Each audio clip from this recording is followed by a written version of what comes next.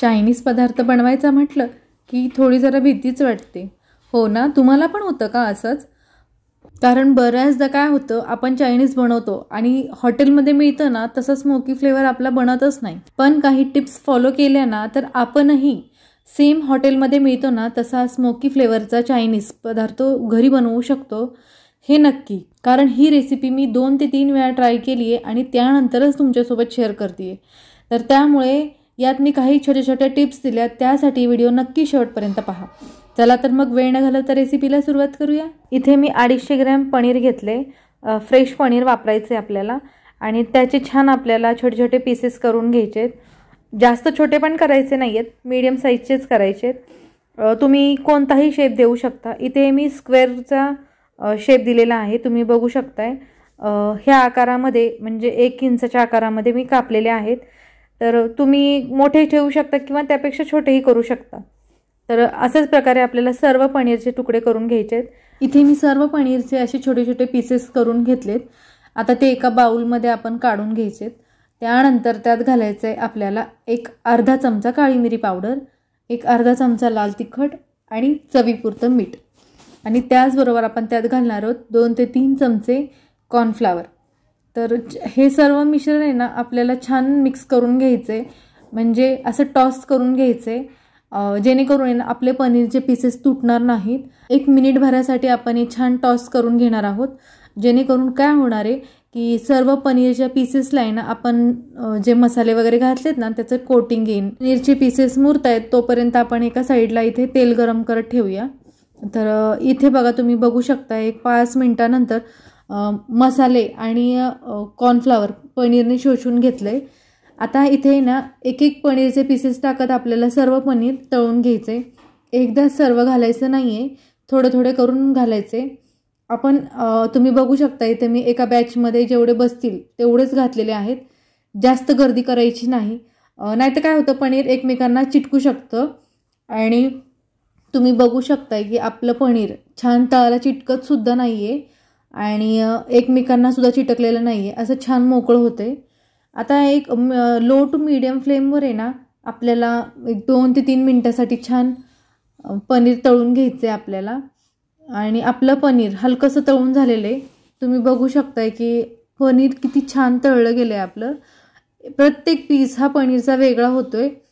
हे पनीरचे पीसेस असे नुसते खाल्ले ना तरी चवीला खूप छान लागतात. मी जेव्हा हे पनीर चिली करत होते ना तर तेव्हा मला एक्स्ट्रा पनीर आणावं लागलं. मी तळता तळता शिवराजने तर अर्धे पीसेस खाऊन पण टाकले. तर अशाच प्रकारे आपण सेकंड बॅचसुद्धा तळून घेणार आहोत. आणि तुम्ही बघू शकताय की इथे आपलं सर्व पनीर तळून झालेलं आहे आणि किती छान क्रिस्पी झाले. तर आता आपण आहे ना त्याच कढईमध्ये ना जे तळलेलं तेल होतं तेच तेल मी इथे वापरलं आहे. अंदाजे 2 मोठे चमचे तेल मी इथे घेतले. आता गॅसची फ्लेम हाय ठेवायची आणि त्यातच घालायचा 1 चमचा लसूण बारीक चिरलेला आणि 1 चमचा आलं बारीक चिरलेलं. ते 1-2 सेकंद फ्राय करायचे आणि त्यानंतर त्यात घालायचे आपल्याला 2 ते 3 हिरव्या मिरच्या बारीक चिरून, त्याही थोड्या हलक्याशा फ्राय होऊ द्यायच्यात. त्यानंतर मी इथे ना पातीचा कांदा घेतला आहे. जर तुमच्याकडे पातीचा कांदा नसेल तर तुम्ही साधा कांदासुद्धा बारीक चिरून इथे वापरू शकता.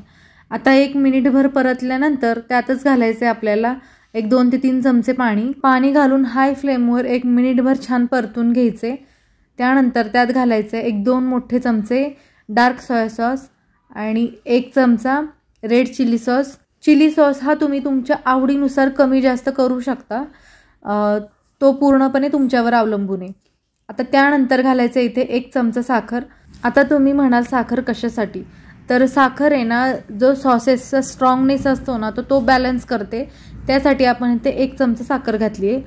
आता साखर घातल्यानंतर 1-2 मिनिट परतायचे. त्यानंतर आपल्याला त्यात ॲड करायचे चौकोनी आकारात चिरलेला अर्धी वाटी कांदा, त्याचबरोबर अर्धी वाटी शिमला मिरची आणि अर्धी वाटी कांद्याची पात. हे सर्व हाय फ्लेमवर आपल्याला छान परतून घ्यायचे. 1 मिनिटभरासाठीच आपण हे सर्व परतायचे, जास्त शिजवायचं नाही आहे आपल्याला. चायनीजमध्ये काय होतं ना बरेचसे पदार्थ हे कच्चेच ठेवायचे असतात, तर त्यामुळेच त्याचा तो क्रिस्पीनेस असतो ना तो टिकून राहतो.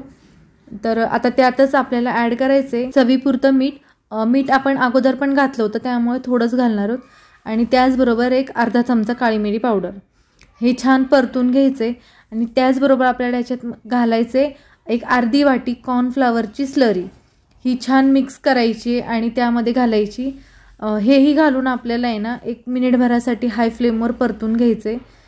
तुम्ही बघू शकता की कॉर्नफ्लॉवरची स्लरी घातल्यानंतर आहे ना आपलं मिश्रण लगेच घट्ट होतं. त्यामुळे ही प्रोसेस खूप फास्ट करायची आहे आणि त्यानंतरच आपल्याला त्यात ॲड करायचे लगेच पनीरचे पीसेस. आणि ही सगळी प्रोसेस आपण हाय फ्लेमवरच करणार आहोत. म्हणजे काय होतं ना की जो चायनीज पदार्थ आहे ना तर त्यामध्ये तो स्मोकी फ्लेवर आहे ना टिकून राहतो. आणि सगळ्यात शेवटी घालायचे आणखीन थोडीशी कांद्याची पात गार्निशिंगसाठी. तर अशा प्रकारे तयार आहे आपलं इथे पनीर चिली किंवा चिली पनीर. आहे की नाही सोपी रेसिपी? तुम्हाला ही रेसिपी कशी वाटली मला नक्की सांगा. आणि हो, तुम्हीही जर काही टिप्स फॉलो केल्या तर तुमचंही चिली पनीर हॉटेलमध्ये मिळतं ना त्याच पद्धतीचं आणि त्याच चवीचं स्मोकी फ्लेवरचं होईल. तर मग आजची रेसिपी तुम्हाला कशी वाटली मला नक्की कमेंटमध्ये सांगा. आणि हो, अशाच नवनवीन रेसिपीजसाठी चॅनलला लाईक, शेअर आणि सबस्क्राईब करायला विसरू नका. पुन्हा भेटूया एका नवीन रेसिपीसोबत. तोपर्यंत धन्यवाद.